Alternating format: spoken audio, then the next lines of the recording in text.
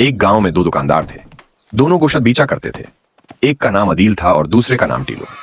अदील बहुत खुश अखलाक और नेक दिल इंसान था। जब भी कोई गाहक उसकी दुकान पर आता, वो अदब से सलाम करता, नरमी से बात करता और साफ सुथरा गोश्त तोल कर देता। गांव के लोग उसके अखलाक और ईमानदारी से बहुत खुश रहते थे। टीलो का हाल बिल्कुल मुख्तलिफ था। वो गाहकों से बदतमीजी करता, झूठ बोलकर गोश्त कम तोलता और सख्त लहजे में बात करता।